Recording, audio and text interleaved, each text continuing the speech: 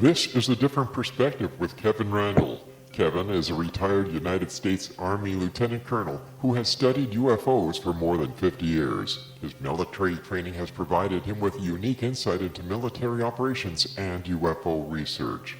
Kevin has investigated many of the most mysterious cases and has been consulted for dozens of documentaries and been interviewed on hundreds of radio and television programs about UFOs. Considered to be one of the leading experts on the Roswell UFO crash, Kevin has written more than 25 books about UFOs, including Roswell in the 21st Century and Encounter in the Desert, a re-examination of the Socorro UFO landing. Now here's the host of A Different Perspective, Kevin Randle.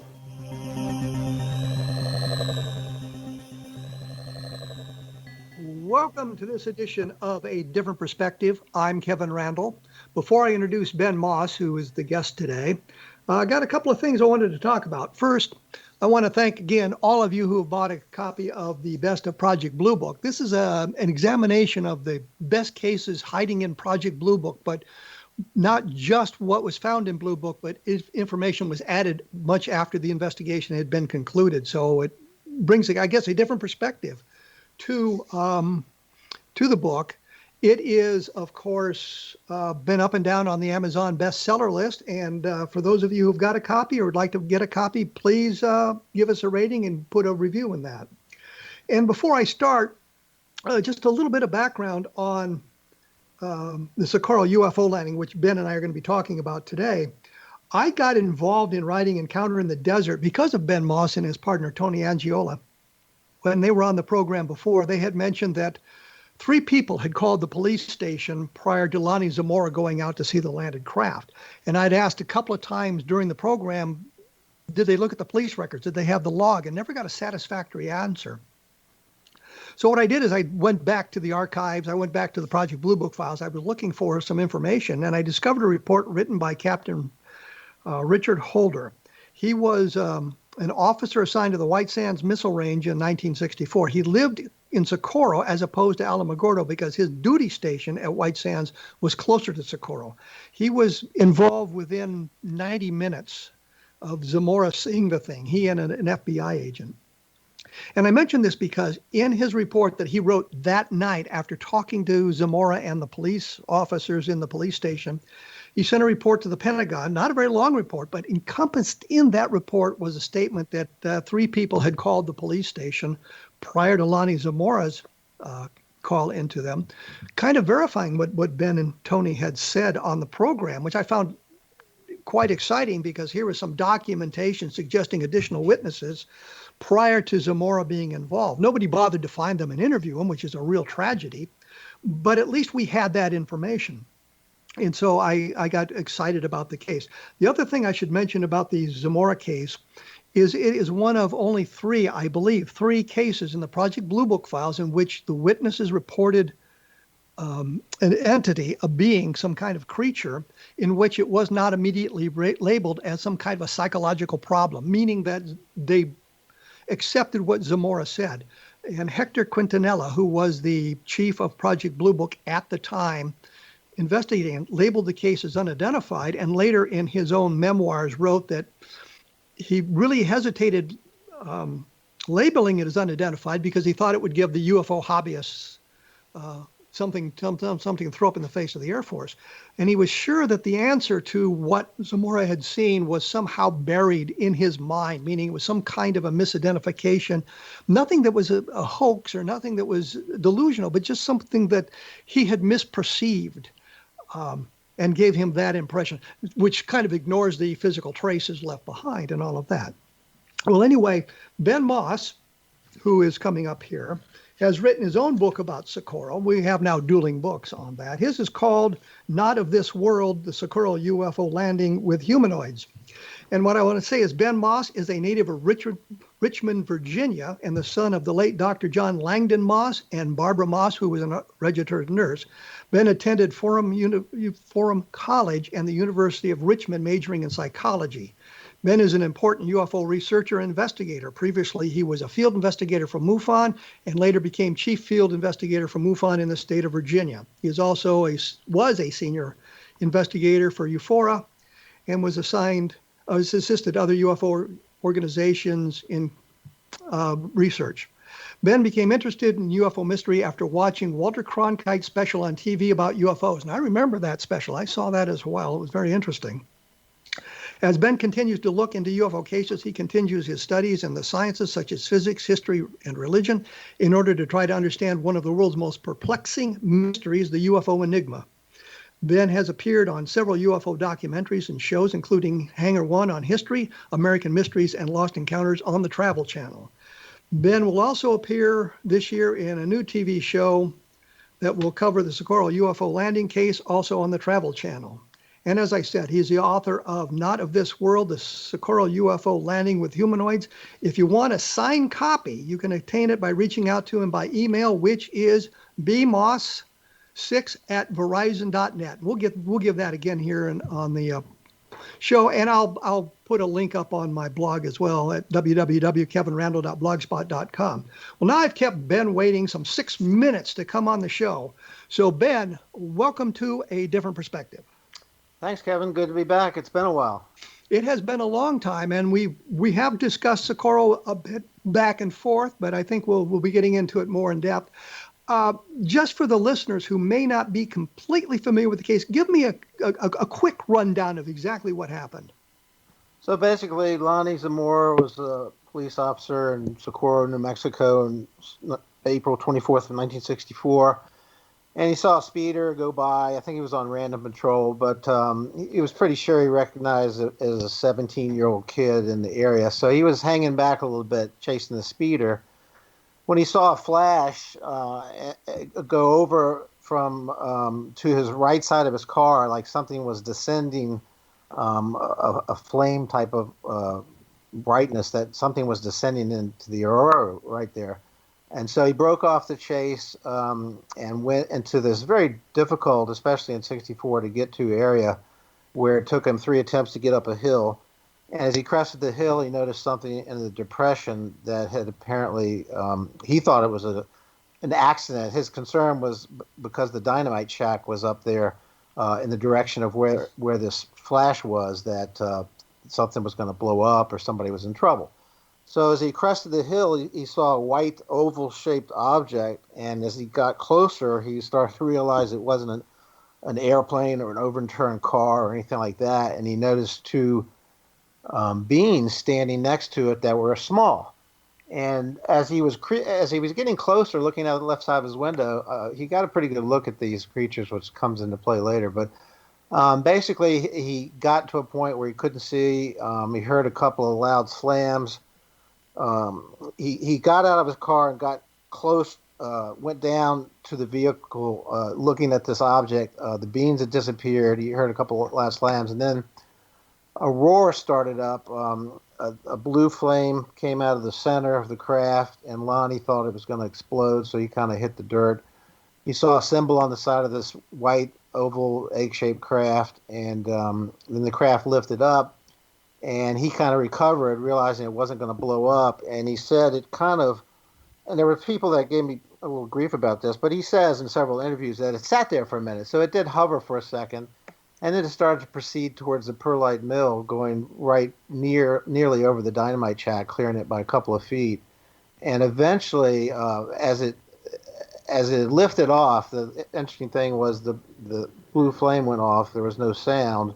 Then it started traveling and apparently reached supersonic speed and got out of sight in a matter of a couple of minutes, maybe.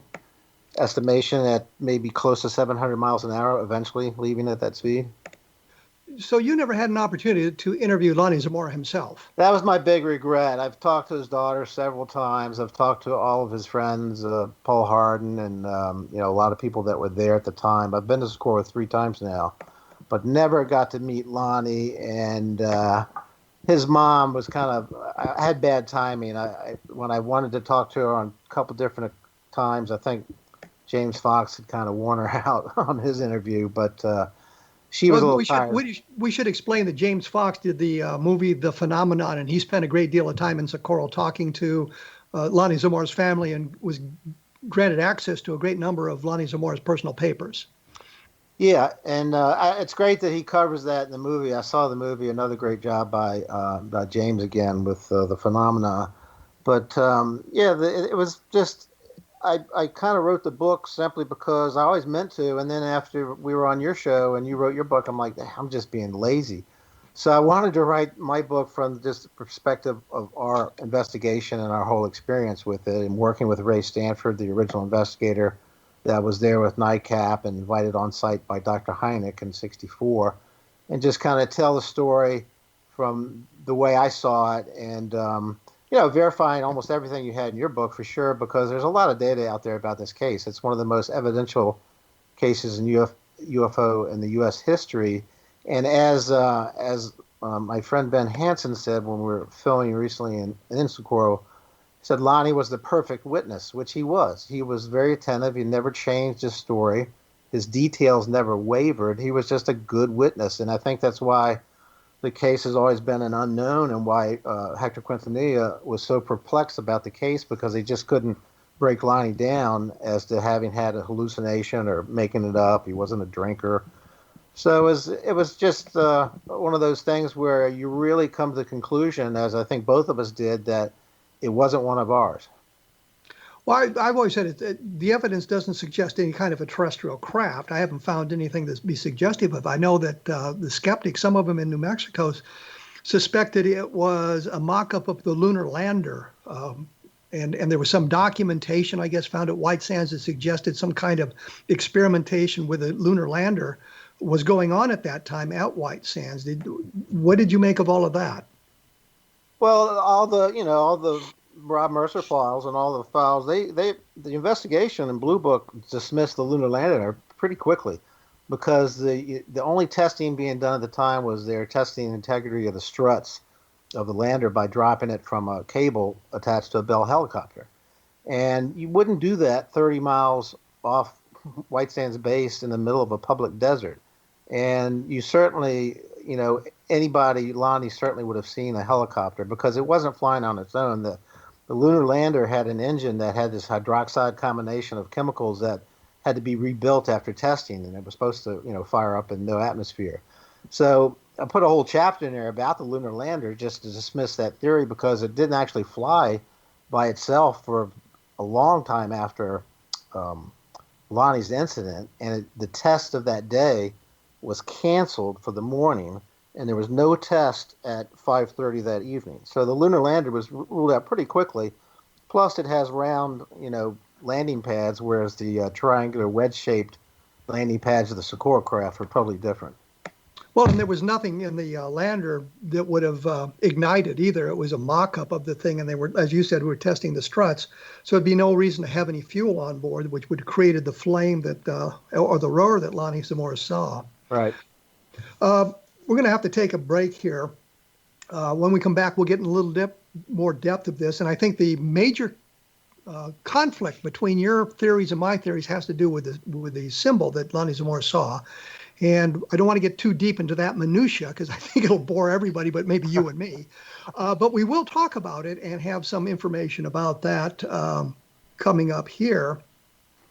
And I also wanted to mention that there's some other fine programs that we can find about the paranormal that we can find on the X-Zone Broadcast Network. So take a listings on the X-Zone website, and there'll be a listing of the programs and the hosts of those programs on that, and you'll probably find something that you'll find exciting, or something that you want to listen to as well. And as I say, I always produce or put up on my blog in a couple of days, couple of hours after the program here, some additional information and some links of places where you can go. And as I say, I'll put up a link to Ben Moss's email address in case you'd like to order a copy of his book signed by him. I'll send him an email to get that. When we come back, we'll be talking more about the Zamora UFO case and other UFO phenomena that moves us. You are listening to A Different Perspective on the X-Zone Broadcast Network, and we'll be back right after this, so please stick around.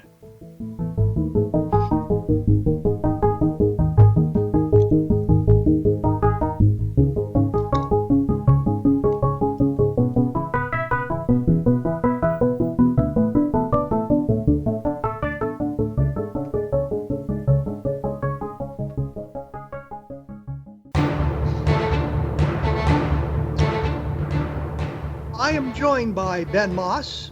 We are practicing social distancing. He is not in the room with me. We are not in the same state. So we are well socially distanced.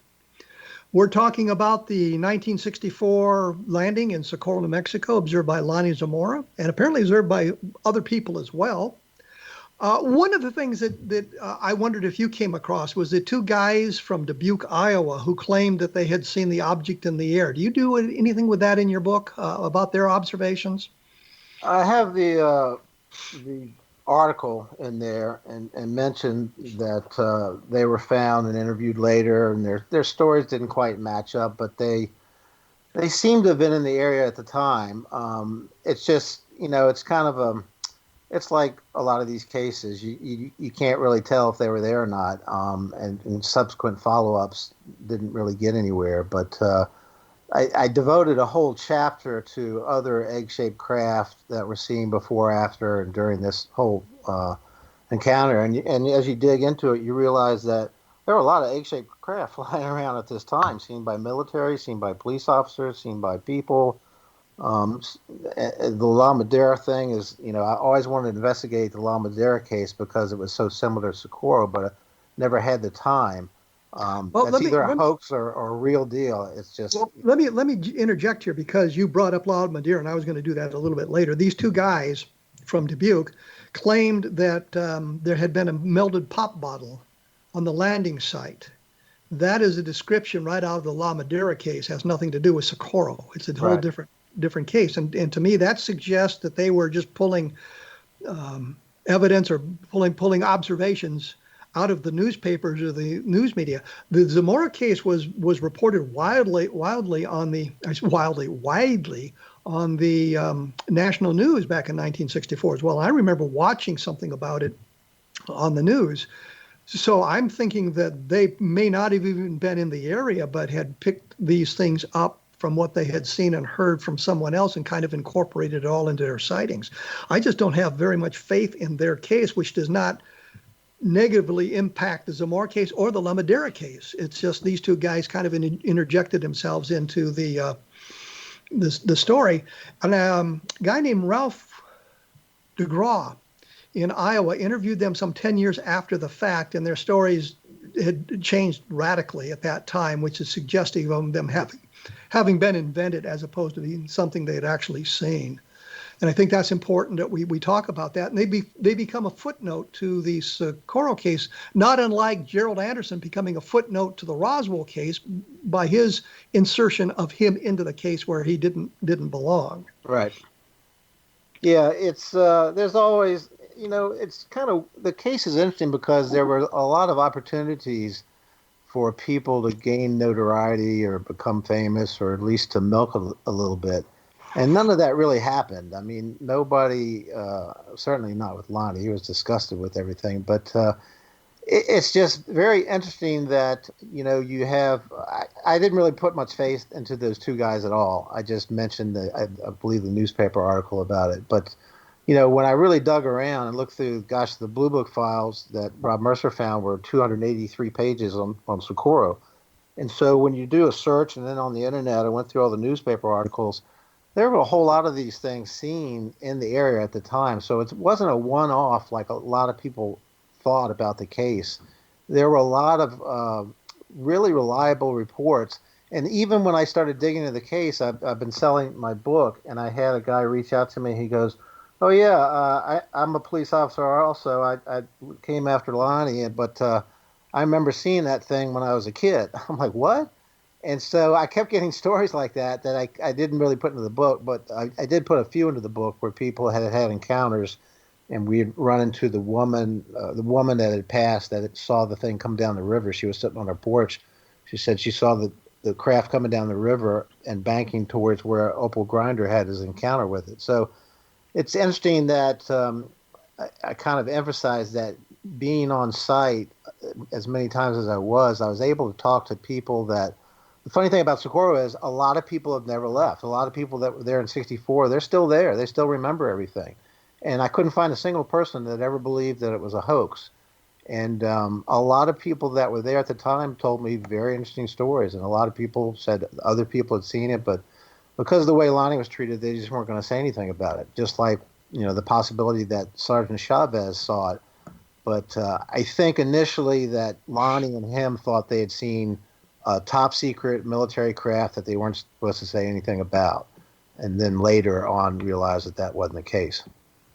Well, you have to admit that when they got back to the police station and they're met by an Army officer and a FBI agent to interrogate them about what was going on, you can understand why they might have thought that it was some kind of a top secret craft as opposed to something extraterrestrial or something else. Yeah, I don't think they had come to that conclusion for a while. I do believe, though, that in talking to Lonnie's daughter and a couple of his friends, I do believe that Lonnie got a good enough look at the two creatures that he finally came to accept the fact that they weren't human, and it really kind of changed his life. His daughter said he became much more quiet after that. But I think that he came because in one of his last interviews, I think it was 2008 on the show, it was either Sightings or the UFO Hunters. He said, that whatever those creatures were, I just knew they weren't from around here. And he very rarely said creatures until later in his life. So I think he had come to terms with it, before he passed, that he was okay with it at that point. He just didn't care if anybody believed him or not. But the more you dig into the case, the more you find there's so much else going on in this area at that time that it seems like it was kind of a mini flap of these spheroid-shaped objects occurring in and around these military bases. And you got a lot of military bases in this area. Well, let's move back to the creatures for a moment. And I think this is important.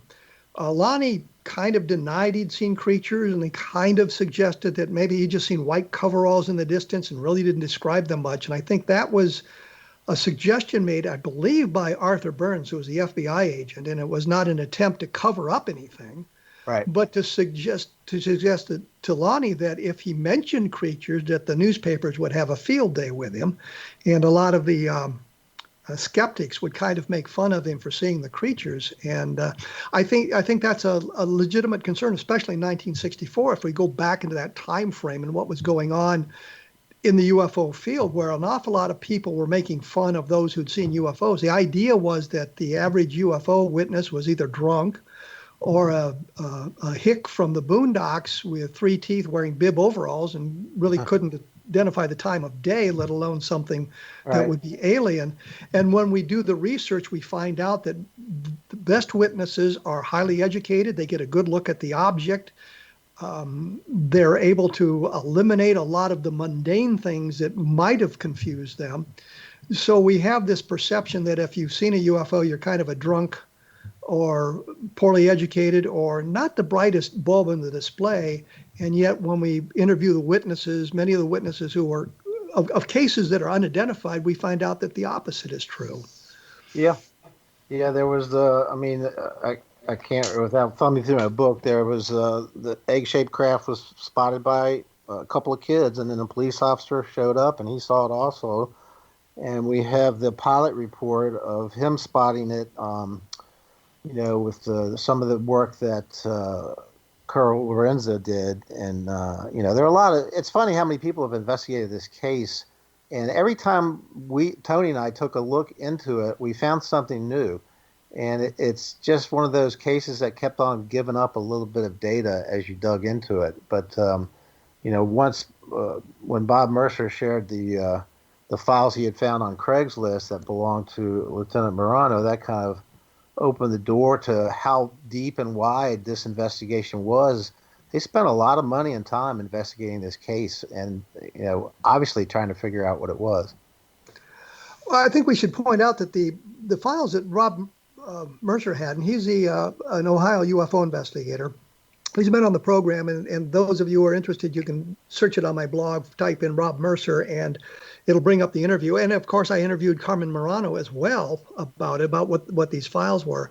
And from what he said, they had created at Project Blue Book, Carmen Morano had said they had created a number of files at Blue Book for use by the news media, meaning they had taken the essence of specific cases and created another file for it so that it would, I guess, help the news media, help the reporters gather information in that form. So there was an official file, which we all have access to now through the Project Blue Book files that are on microfilm or on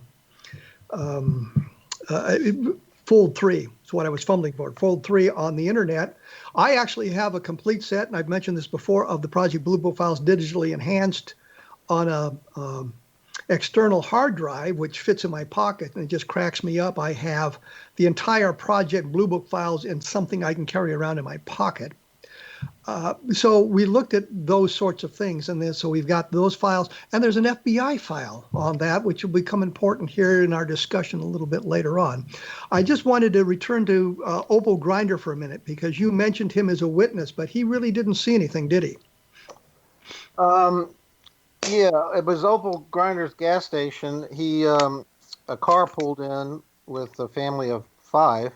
It was like a couple and 3 kids in the back. I think they were from Colorado, and the guy said, you know, you got your aircraft sure fly low around here. And he said, what do you mean? He goes, I almost got hit by something. And Opal asked him, was it a helicopter? And the witness said there was a helicopter, sure a funny looking one. And then the witness mentioned that he was. It almost took the roof off his car, and then he said he saw a police officer going after it. And so he relayed all this to Opal Grinder, and I know that attempts to find those witnesses were never, you know, it wasn't followed up on right away. And so later on down the road, the guy probably, I don't even know if he knew it was a big story or even told anybody about it, but never found those witnesses again. But it still ties into the fact that he witnessed Lonnie going after the craft after this thing had almost hit him. And it kind of leads me to believe that whatever this craft was, it maybe was in a little bit of difficulty, because Lonnie did mention that the 2 beings seemed to be looking on the underside of the craft. So maybe it had to pull over, you know, for a pit stop and fix something. And that's why I was having trouble maintaining altitude when it almost hit this party of 5 from Colorado. I've always been bothered by that story, and it's because the story was national, and it went national quite quickly in the newspapers and the evening news broadcasts. And back in 1964, for the youngsters, we didn't have access to the internet and all these other things that allows us to have alternative views of the news, better views of the news, worse views of the news. But it was all over the 3 network news. And I was always bothered that they never came forward to mention, yeah, I was in that car.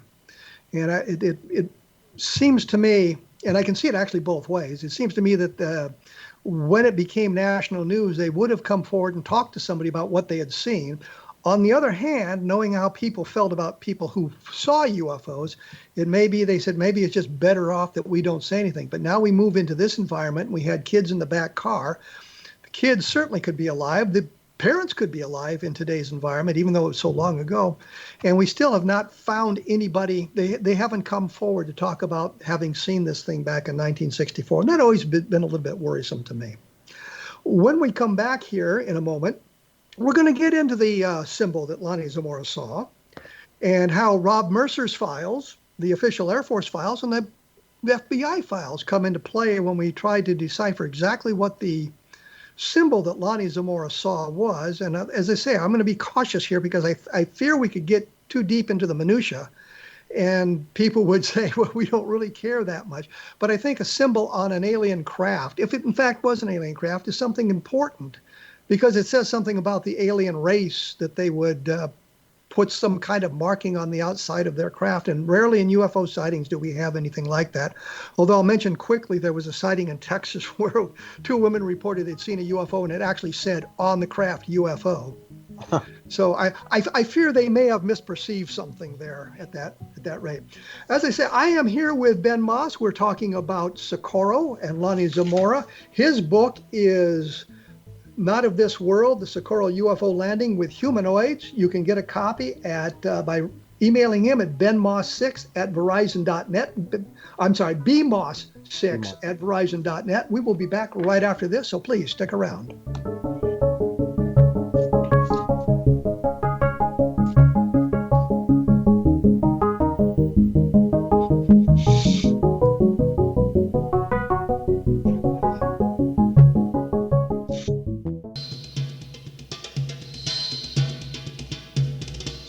times, I'm tempted to let the music play a little bit longer to hear where it goes.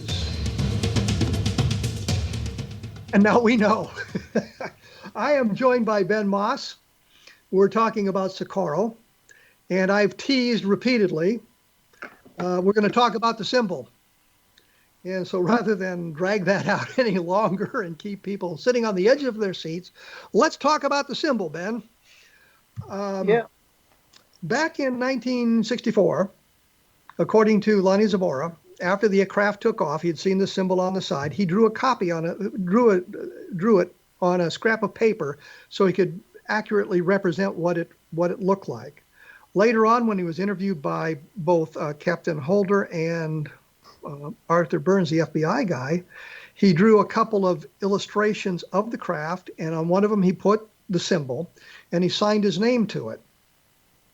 This symbol is what I call the umbrella symbol, which was an arc with kind of a V shape underneath it and a line from the V down, making it look sort of like an arrow with a line underneath it. I've always called it the umbrella symbol. Ben, when you were looking through the Rob Mercer file, which was the one that was been created for, I guess, use by the reporters who maybe showed up at Blue Book, we found a different symbol. What was that symbol like? It was an inverted V with 3 bars through it, and there's different interpretations of that symbol also. I got to admit, they did a good job of confusing people about the symbol and the fact that we're talking about it. Well, let's point out that Captain Holder had told some more. I think I've got it right. That Barnes suggested not talk about the alien creatures, and Holder suggested that he not mention what the symbol looked like. The idea being not to suppress the information, but if others came forward and said they'd seen the same craft and the symbol on it, and if they could not describe or draw what Zamora had seen, then they would know that it was somebody trying to get their 15 minutes of fame. In the Air Force reports, there was any number of people wrote reports back. There was a major that came down from Kirtland Air Force Base, and I forget his name. Major Connor came down. He produced a report. He had the umbrella symbol in it. Ray Stanford wrote to Dick Hall. When you get old, names escape you. Wrote to Dick Hall at NICAP and suggested that there had been 2 symbols in play in the newspaper. One, the umbrella symbol that I've talked about. One, the inverted V that Ben has talked about. And in May of 1964, Ray Stanford said that the symbol was the umbrella symbol. The other one was faked. Now, you've come to a separate conclusion. What has drawn you to the idea that the inverted V is the correct symbol? Well, it's not really important to as to what it was. I don't think as much, but the fact that Ray had written down in his notes the inverted V with 3 bars, the fact that this case got out in the paper so quickly that I think it's part of why the investigative team of the military couldn't clamp it down, because the Louis Randle, the editor, was on the scene the next day, and a lot of data was shared and the site was trampled. But the symbol, the inverted V with 3 bars through it, got out in the papers pretty quickly. And I know that from talking from James Fox, he kind of verified that when, I think it was Braca had drawn the craft for Lonnie and had put the inverted V with 3 bars on it, and was told to erase it, and later put the other symbol on that. But there's also, I did run across, there's a lot of evidence in the book that I used to support this, but I did run across a guy named Patrick Richard who had drawn the picture of Lonnie Zamora that hangs in the old police station that's now the museum in Socorro. And he had run into me from hearing about, he lived in Socorro at the time. He's an artist and a PhD archaeologist. And so he started talking to me about the symbol also, and I have this in the book, but he said he got Lonnie to have a cup of coffee with him a couple of times, and he actually brought up the symbol on, I think, his last visit. And it's kind of funny that Lonnie usually didn't talk to people, and Patrick was kind of surprised that he was talking to him, but he had surmised that he was an okay guy.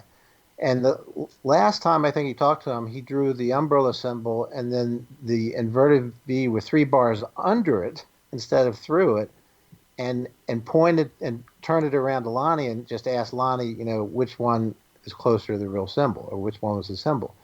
And Lonnie kind of nodded and looked away and pointed to the inverted V with the 3 bars and didn't say anything, but kind of just, shrugged it and pointed down. And Ray and I kind of agree. I think that because Lieutenant Holder's son said that his father told him that he did have Lonnie sign a symbol that wasn't the right symbol. I think that was a contract they had to just promote that symbol for whatever reason as the real symbol, and that he would even lie to his wife about it at the end. I think when he told Patrick, when he pointed the symbol out, it was the same year that he passed, I think. I think he knew he didn't have much time left. But there's a lot of other things that I uncovered where, I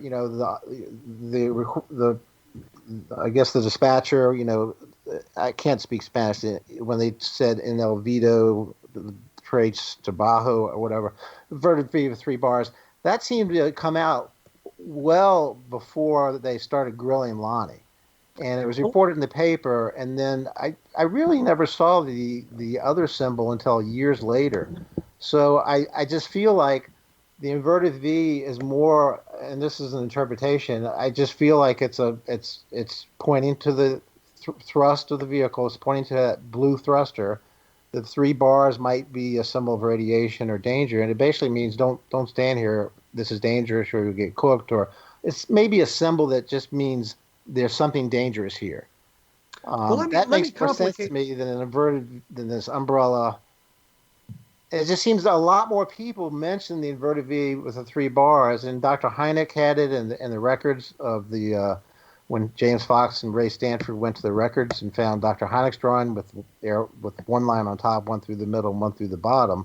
Still another version of an inverted V with 3 bars through it. And even some of the Blue Book notes mostly had the inverted V with 3 bars through it. So I don't think it's really important which one is correct. Let me complicate it a little bit more, because I can.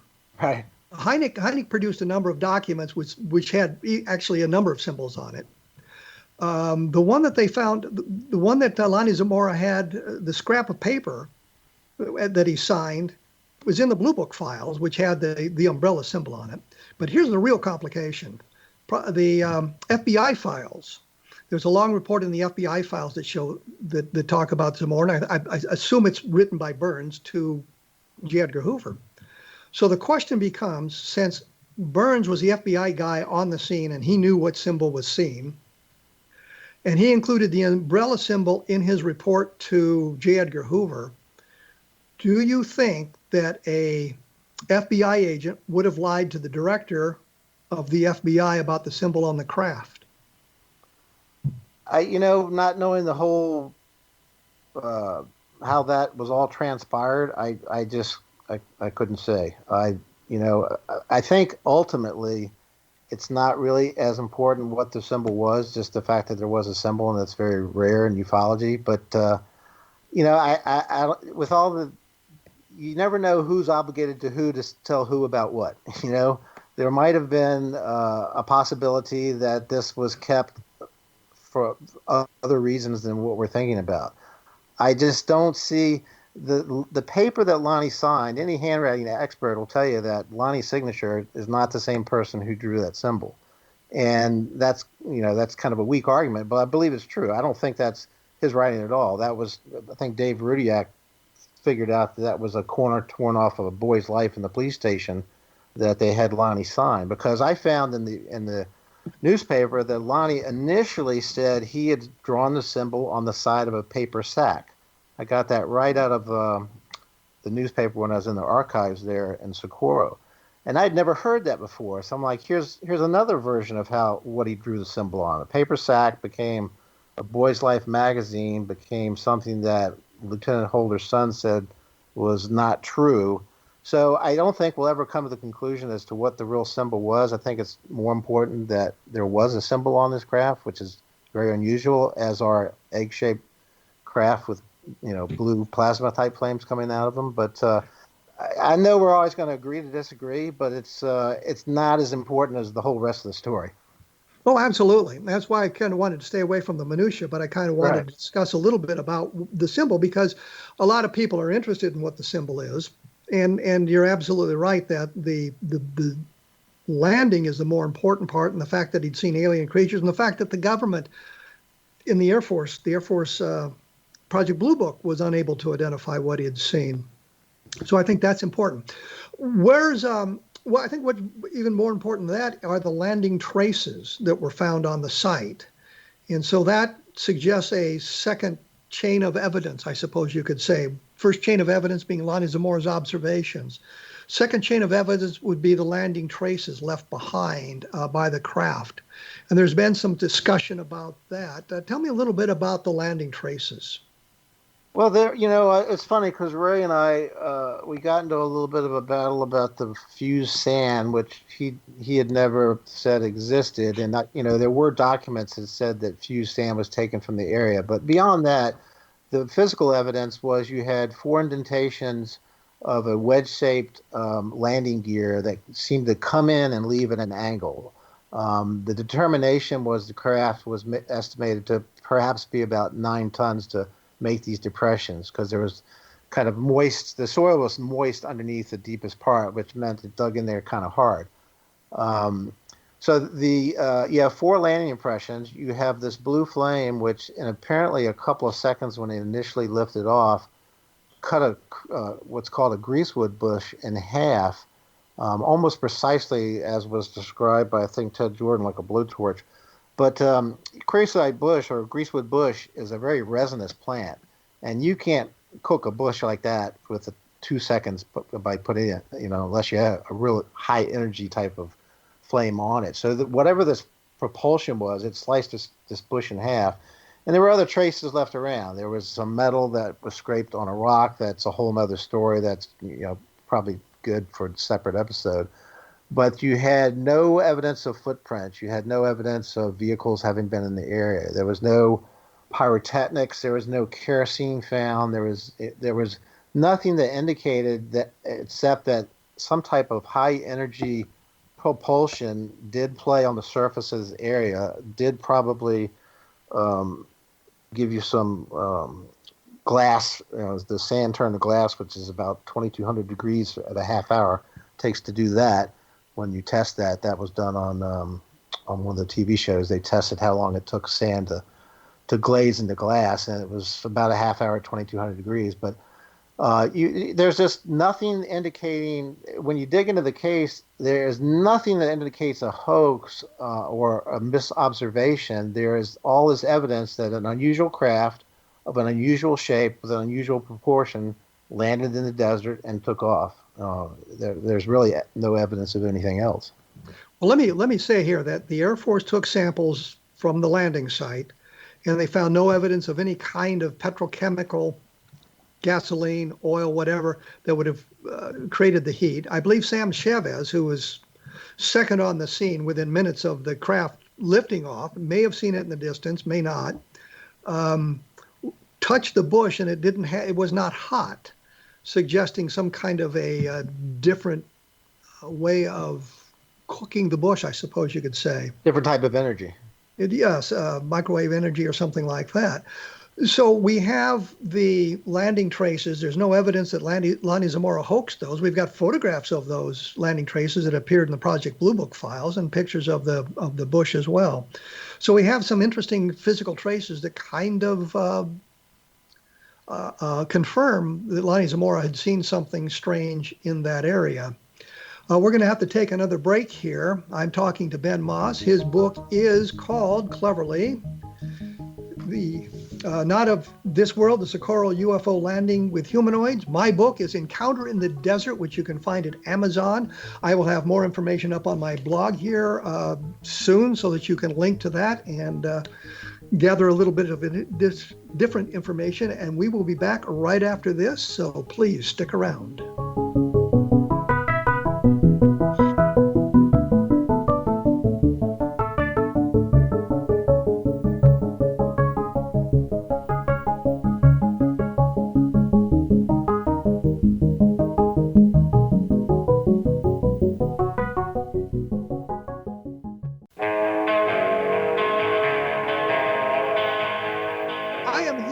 on a different perspective with Ben Moss. We're talking about Socorro. He mentioned we should talk about the radiation, but before we get into that, so Ben, keep the radiation in mind. I wanted to ask you one question. In your research, did you talk to anybody who saw the object itself other than Lonnie Zamora, somebody that we have not heard about? Not directly. I talked to a woman who had told me the story about the lady who passed, who was sitting on her porch when she said, I saw that daggone thing coming right down the reservoir, and then made the turn towards where Opal Grinder encounter happened.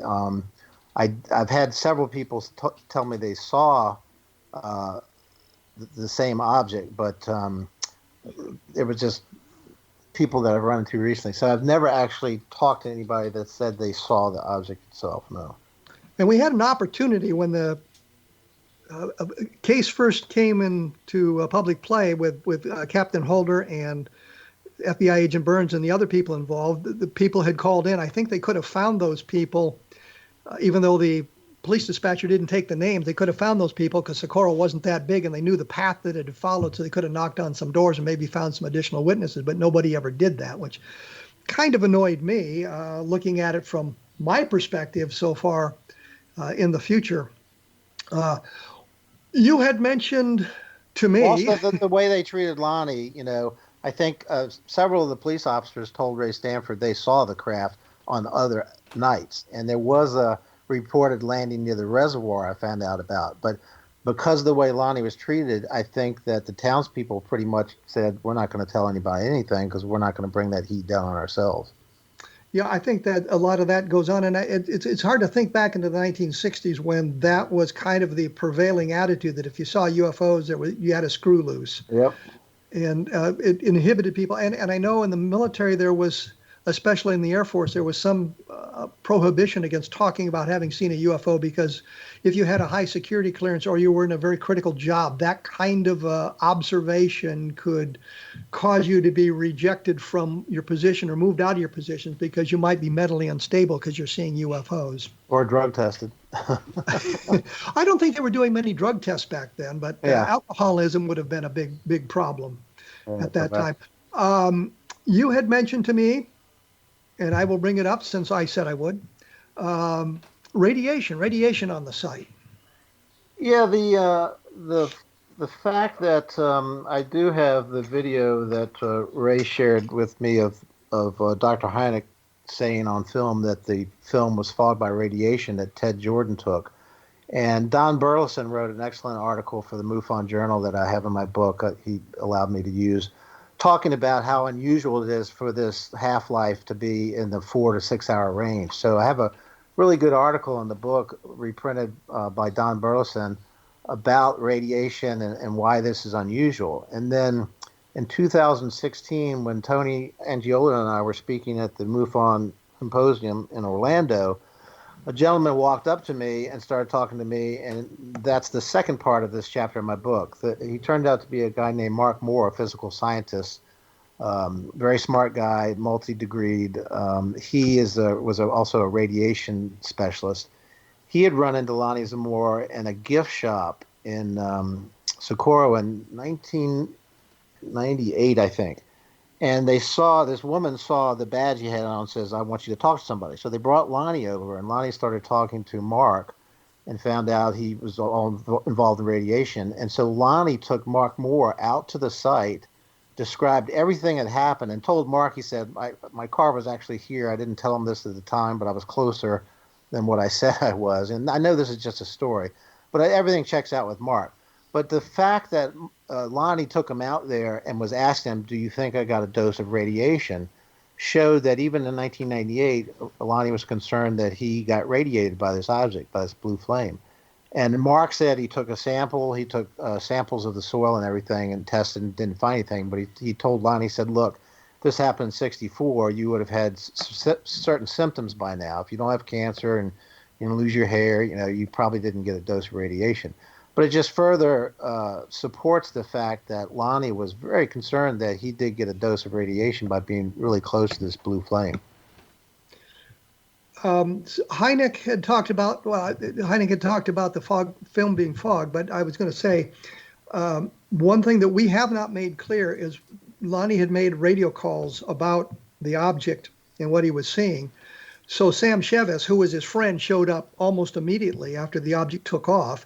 But there were a number of other law enforcement officers, both state police and others, who showed up. And one of the guys who showed up had the camera and was taking the photographs. And it was his film that was fogged. So once the call went out, there were a lot of people that showed up literally within minutes of the event taking place. And then Lonnie went back to the police station. And I don't know whether Holder called Burns or Burns called Holder, but somehow both of them showed up to talk to Lonnie about what he had seen and interrogated him that night. The Lorenzens, I think, showed up, on Sunday. They did not show up the next day. They showed up on Sunday to talk with him. And there's a big article about what they observed, or what information they got in the April Bulletin for May of 1964. Don Burlinson's article in the MUFON Journal, do you know what issue that was, what month or what year? Yeah, let me look right here. It's a really good article because he just kind of explains how unusual it is for this to be this radiation. Let's see, I'm almost there. That's for the people who have MUFON Journal. I'll also put a note up on my blog to link you to that. And while Ben is searching for that, the blog is www.kevinrandle.blogspot.com. And as I say almost all the time, once the program is over, I put up a brief synopsis of it, a link to the program so that you can listen to it again or listen to it for the first time, and some other links to information that you can find about the case that might be relevant. Yeah, I have a link in the book here. It is, let's see. So while you're looking for that, what we have then is a case. I was going to ask you, and I don't have a lot of time left. I was going to ask you about some of the explanations, the hoax explanations have been offered, and what you have found about those. They're really, once you dig into the hoax explanations, they all fall apart. There were a lot of people that claimed it was a balloon. That was pretty easy to dispute because of the winds coming out. This object went into a stiff 45-mile-an-hour wind, and covered many miles in a very short distance. You have an object that is blowing a flame straight down into the ground. A balloon blows it straight up. So. Also, I did check with I think the National Balloon Museum is in Albuquerque, but I talked to them and they said, you just wouldn't launch a balloon in those kind of conditions at that time of night with the front moving in. And so there was no hallucination. There was no weather event that would tie into it. There was no, the Blue Book investigation went everywhere. I mean, as you said, Hector expected to find this craft sitting in a hangar somewhere. The fact that the internal investigation didn't turn up any black project. Captain Holder knew everything that flew out of White Sands. There was no project for that day. In fact, a lot of the radar was turned off at the time, but there was no vertical takeoff vehicle capable of doing what this craft did. And as I said in my book, if this was a black project, there were many opportunities for the government to come out and go, hey, we fooled you. Sorry, this was this project that we had in 1964. Or if it was a foreign adversary, they would go, hey, that was one of ours. We really got you back then. But that's never occurred. It's interesting that the government had probably several opportunities to lie about case closed or to come up with some other story. And they never did because there was nothing that matched the parameters of the characteristics of this vehicle. So to this day, there's still nothing that we fly that could match the characteristics of an egg-shaped craft with no visible means of propulsion once the blue flame apparently lifts it off the ground. That's why I probably had the one engine to land and take off, cut that one off. The other engine takes over, which was completely silent, kind of like what we use when we go to other planets. One engine to get us there and one engine to land. Quickly, I have to ask you. Philip Glass claimed at one point this was an invention by the mayor of Socorro and Lonnie Zamora to create a tourist attraction in Socorro. Did you look into that at all? Yeah, he didn't even get the owner right. The mayor didn't even own it. The That never happened. It never became a tourist attraction. They built a second site that nobody goes to. The original site's very hard to find now, but that never happened. There was no marketing event. They did make that Phenomena 7.7 film, which nobody can seem to find, but that's completely bogus. He also said it was Venus at one time, so Philip Glass he was good for a laugh. Well, he also said that there was a guy who owned a house close by and that he had heard the object, and he looked up at the site, or he walked up to the site, and there was nobody there, which I found completely ridiculous, because from what I found, what you've obviously found, is from the moment that Zamora saw the craft, that site was occupied late into the night. Holder brought his MPs in to cordon off the area, and they put rocks around the landing traces and things like that. So there was somebody on the site for literally hours after the event, yet this guy claimed he was up there and he couldn't find anybody standing around. So I found that kind of interesting as well, which also seems to eliminate part of Philip Glass's argument. Yeah, he was kind of an armchair debunker. I think he just would look for any type of explanation except for what it was. It's funny because Ray told me a story where when Ray showed Phil Glass one of his photographs, that Phil said, "I think you may have something there, Ray, but don't tell anybody I ever said that because I'll never admit to it." Well, I found Phil Glass to be quite charming and personable when you weren't talking about UFOs, but when you moved into that arena, he became very nasty at times and did some really nasty things, which Robert Schaefer and I discussed on a program not that long ago. Well, when you're on the CIA budget, you gotta be nasty. Well, let's point out that I know you're joking, and I'm pointing that out for those of you who don't realize he's joking about that. Ben, I want to thank you for taking time to come on the program. I know we disagree on some aspects of the Zamora case, but those disagreements are very trivial, like the symbol, for example. And I know we disagree in the political arena, and I'll only mention that, not say whose side you're on and whose side I'm on. We just disagree on the political arena and let it go at that. Your book, of course, is called, cleverly, Not of This World, the Socorro UFO Landing with Humanoids. You can get a copy signed by emailing Ben Moss at bmoss, that's a lowercase b, lowercase moss, bmoss6 at verizon.net. I will put that in the posting on my blog for those of you who'd like to read Ben's take on the Socorro case. Thank you so much, Ben, for being on the program. Kevin. It's always a pleasure talking to you. You have a good day. You do the same, sir. Thanks. Next week, I think we're going to have a treat, and it's going to be Colonel Richard Weaver. He is the guy who was ramrodding the Roswell case for the Air Force. Took me a minute to get that out for some reason. I was thinking ahead that his book is up on Amazon for those of you who wish to read it.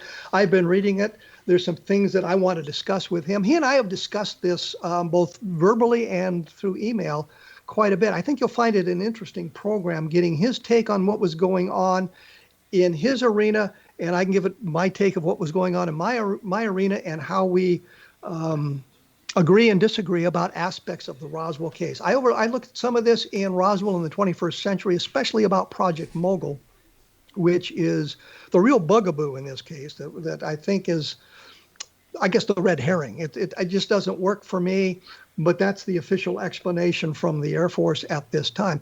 If you have comments you'd like to make or questions you'd like to ask, append them to the end of the posting on the show with Ben Moss, and I'll see if I can get the questions asked to Colonel Weaver. I think you'll find that interesting. And as I say, my book is Encounter in the Desert. It's about the Socorro case and my investigation into it and what I found about Lonnie Zamora and what, looking at it from, well, a different perspective, I guess I should say.